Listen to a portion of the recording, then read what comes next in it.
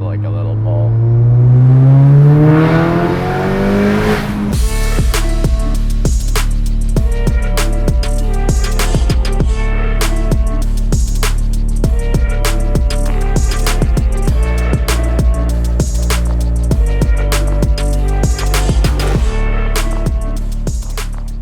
Hey everyone, we're at Lime Rock for Gridlife, and as always, when I go to Gridlife, I like to find cars that have weird engine swaps. It's kind of what Gridlife is known for. It's just so cool here, it's so beautiful, and also the car culture here is amazing. This is what looks like a pretty stock 997. Nick is the owner. Tuning by Nick. That's me. I have a YouTube channel and all that stuff, so. Oh, okay, so if you guys want to see the full build, I'm assuming you can find the full build on Tuning by Nick. Exactly. I'm not just featuring this Porsche 997 because it's a cool stock 997. It has a very interesting motor swap. It's very green. Yeah. What are we looking at here? This is a K24 swap. K24, a boosted K24. So it's a 2014 Civic Si engine that I figured out how to put in here. Turbocharged it, and yeah, and been enjoying it for about a year and a half now. This is the first one and the only 997 in the world that's running. A lot of people have tried it, but I'm the only one that's gotten it to work. Running. That's a really people big deal. Have tried to put the engine in and haven't figured it out. What I do is tuning, so I specialize in like getting the cars to run, and that's how this one's running. It has AC still. It has power steering, it has air conditioning. The cluster Oh, this works. is the power steering. That's the power steering. Okay. Down lowers the AC. Down lowers the AC, got it. So, but everything works. Everything works. That was kind of the pride for That's you, it. right? That's what you wanted to do. That was the goal. That was the mentality I took. I didn't cut the car in any way. I didn't damage the car or do anything that was irreversible to the car. I basically wanted it to be completely stock on the outside and then just the engine swap under the hood. Why did you want to do this? I really liked the car. I bought it, but it was slow.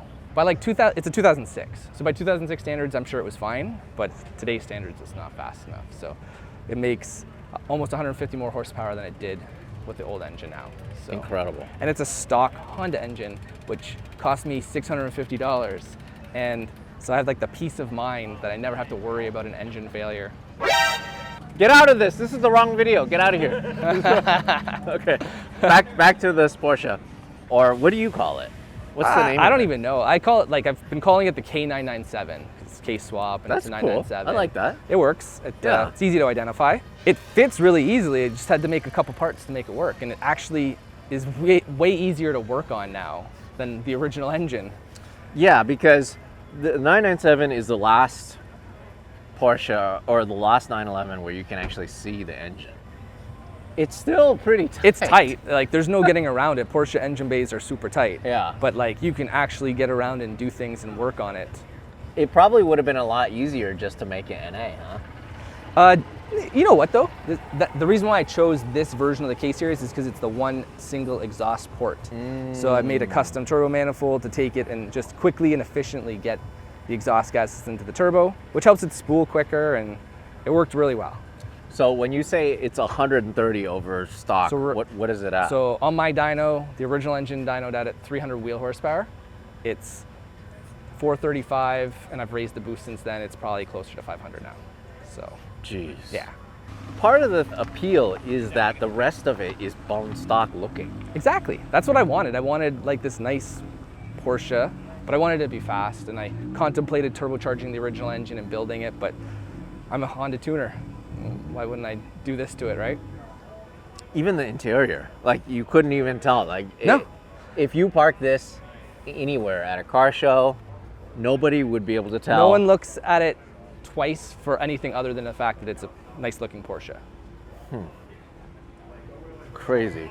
So then what about the front end? So Did you have to do anything? So the car is completely stock except for the engine bay, but it started life as a 2006 Carrera S.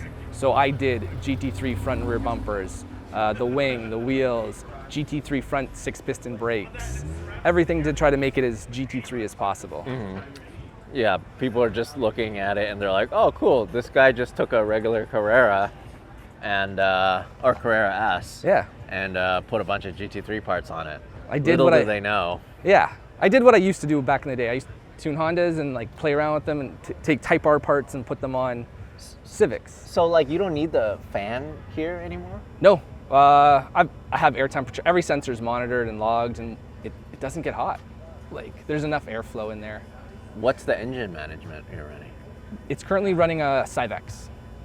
So I chose Civex because it was a plug and play for the car, and it's a very flexible ECU so that I could reprogram the engine side of things, but it would still communicate with the CAN bus of the car. So the cluster works and the air conditioning system works and all that. Yeah. So show me, I want to see that. So all of this stuff still works? Yep. The ABS doesn't work at the moment, but that's fine. I don't really care about ABS. Huh. But that's not the ECU's fault.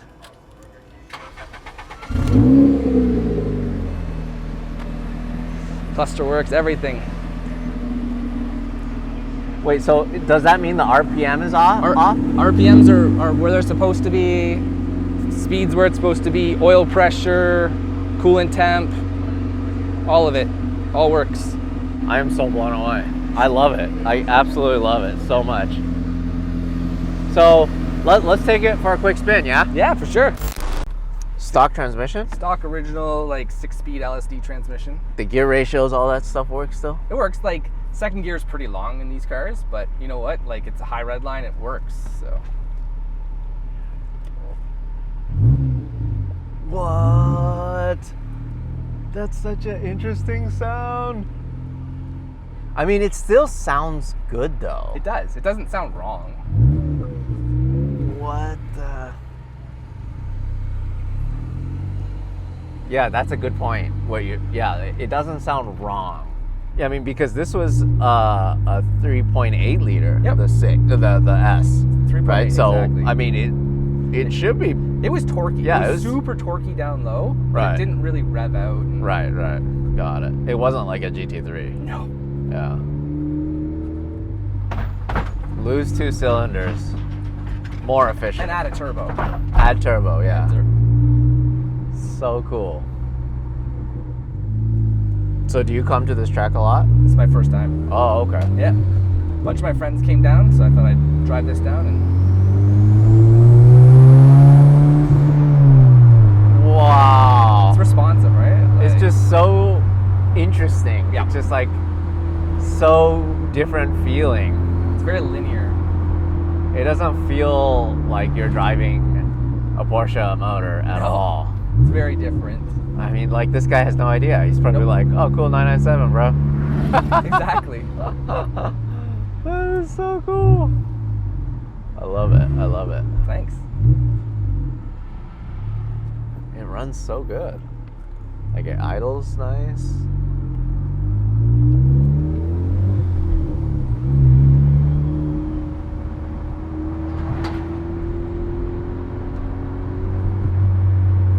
Let's do it. Just like a little pull.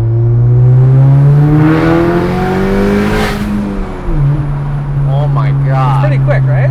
It is really quick. You can get in trouble so easy. Oh, very easily.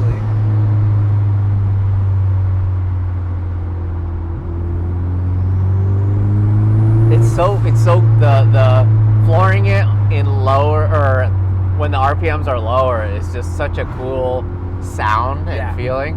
It's a Garrett G35 turbo. It sounds awesome. This is not right. No, I mean, but it's right. It's super good. cool. I love it. I love it. I mean, I'm guessing first gear is pretty much useless. these are really sticky tires, so.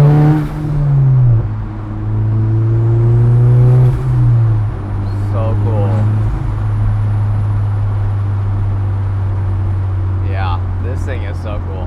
Right? It's just too bad that more of this doesn't exist. I'm hoping it will. I mean, Yeah. I'm working on the kit so other people can do Oh, it too. okay. Yeah. All right, All the cool. pieces I've made so that other people can do it, and then I'll. Yeah, I mean, because if you have one of these Yep. and you blow the motor, Yeah. it's pretty expensive, even if you were to get a used one. Yeah, these engines used are 20 grand US. Like you can do this for less than that. And how many miles were on that motor, you think? 50.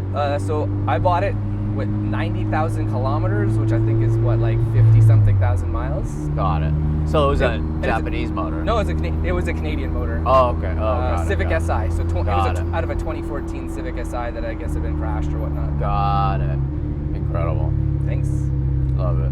You have to drive it, like, it just, like, I don't know. Yeah. You have to experience It's it. and just like a 997 should be, it's like tight everywhere. It still feels like a Porsche too. The craziest thing is, like, see how many miles are on it? Yeah, the chassis itself 130,000 miles on this thing. has It's quite still a bit great. of miles. Yeah. Yeah, tuned by Nick. You definitely tuned it. I did. Your idea is basically to do this and do it right for yourself, because this is something that you potentially could sell. Exactly. I wanted it to be, like, basically perfect, so that other people would take it seriously and not take it as a joke. You put a Honda engine in a Porsche. Why would you do that, right? But it makes sense. Like, you've experienced it. What's your impression? Is it good? Is it worthwhile? Yeah. So it's interesting. Like, we featured V8 Porsches, Yep. right? I featured Subaru motor in a Porsche too, so it's like still a flat motor. Yep. But in terms of price and in terms of tunability, this is really good. It's a very viable option. Yeah, turbo technology. Like, I could understand, like, if somebody doesn't really want to do a LS swap, it maybe ruins the essence of the car. That's the thing. I didn't want to cut. You have to cut the car a lot to make it fit. So. Right. So if you still want to keep the chassis and you want to keep it on the road because you blew your motor for whatever reason, it costs 20 grand to swap. It'll be cheaper and it'll be unique too. Yeah, It'll be something greater. Look out for it. If you guys have a Porsche that has a blown motor, or if you just want to swap out your motor for whatever reason, maybe it's tired. Yeah, exactly. I think, or you got a wrecked one of these, you know, and then you want to just build it up. Hit up Tuned by Nick.